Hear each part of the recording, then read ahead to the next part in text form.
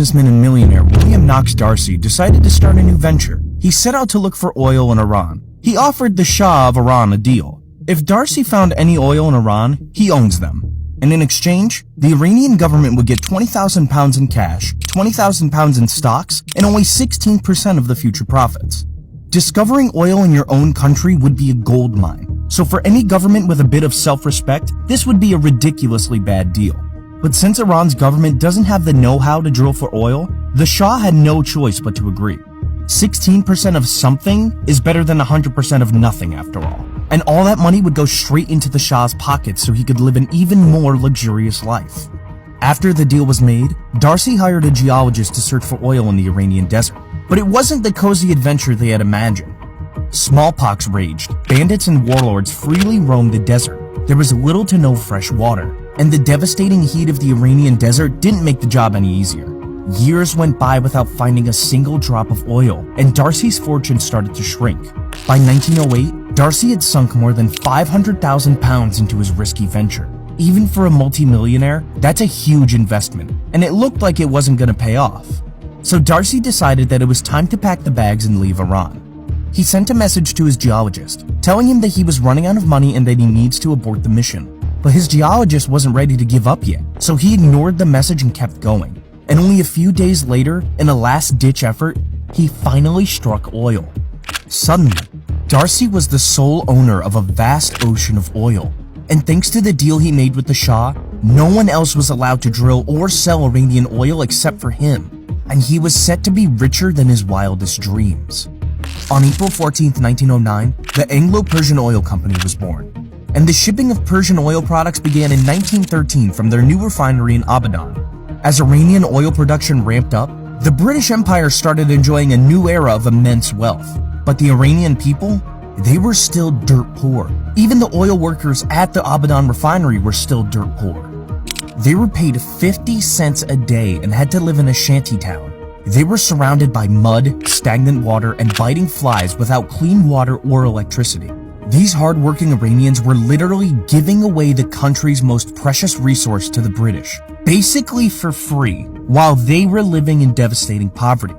L'immense majorité vivait dans ce que nous appelons en France des bidonvilles. Alors, les conditions d'existence de ces ouvriers étaient absolument incroyables. Et surtout, on savait que l'Angleterre, c'est-à-dire la compagnie, gagnait de l'argent énormément. بهترین منازل، بهترین اسفالت، همه تو این بریم همه انگلیسا و اینجا تو خونه گیلی بودیم زمان انگلیسا. شرمم میشه که بخوام بگم اگرم تو روی یه ایرانی میخندیدن مثل این که تو روی یه حیوان میخندن. They were treating them kind of like the way we treated black Americans in pre-Civil War South, or even post-Civil War South, when we put them in economic slavery instead of real slavery. Fast forward to 1913, shortly before World War I, and Winston Churchill was facing a problem. For one, he wanted to modernize Britain's Royal Navy and get rid of all of the ships that were still running on coal. But another problem was the British's dependence on Standard Oil, John D. Rockefeller's American oil empire. The British government wanted to turn the Anglo-Persian Oil Company into their own oil empire so they wouldn't have to rely on the Americans. And with World War I just around the corner, they didn't have any time to waste. So the government bought 51% of the shares in the Anglo-Persian Oil Company, making them the controlling power behind the oil company. Now with the British government calling the shots and a world war going on, the British oil business started booming. During the 1920s, 30s, and 40s, the British Empire was fueled by Iranian oil. British cars, trucks, and factories all ran on cheap Iranian oil. The Royal Navy powered its ships with Iranian oil. حتی یک لوله 4 اینچ 5 اینچ کشیده بودن از زیر رودخانه کارون هدایت میکردن به اون طرف به عراق بنزین مجانی برای مصارف خودشون و نیروی دریایی انگلیس و غیره اونجا مصرف میکردن. And the Iranians? They didn't even get their measly 16% cut. The British government paid them a pitiful 47,000 pounds, while they made millions from their oil. It was one of the most ruthless and one-sided deals in the history of business.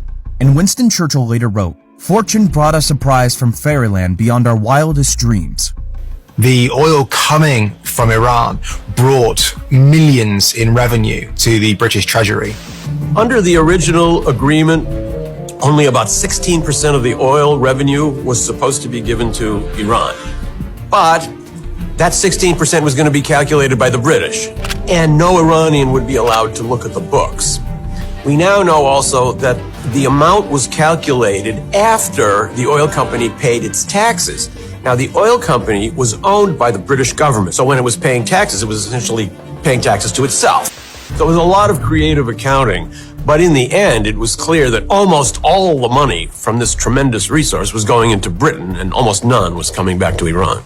But this ruthless deal was leading to some tension. Iran's Shah, or king, Reza Pahlavi, was a tough military man who ruled over Iran with an iron fist, and he could no longer accept how the British were exploiting his country. He demanded a better deal for Iran's oil, but the British were quite happy with the contract and simply stalled negotiations, until the Shah threatened to cancel it. As a result, the British made a concession. They agreed to pay about £1 million a year, and since the Shah didn't like the name Persia, they also changed the company's name to Anglo-Iranian Oil Company.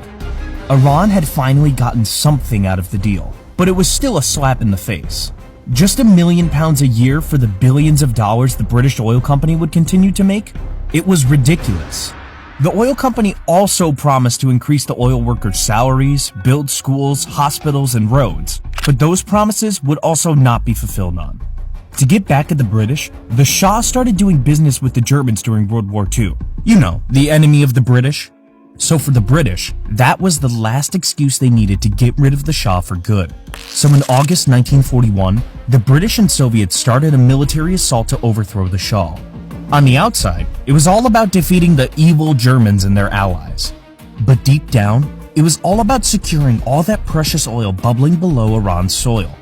1 month later, they disposed of the Shah and put his son Mohammad Reza Pahlavi on the throne. Als der Vater nach seiner Abdankung Iran verlassen hat, blieb Mohammad Reza zurück. Also der Vater Reza Shah hat ihn auch zurückgelassen, hat eben auch gesagt, du musst das hier übernehmen, du bleibst hier. But Mohammad wasn't anything like his father. He was more like a smooth-talking politician instead of a ruthless king. And at only 21 years old and born into power, he would have a hard time keeping a powerful nation like the British at bay.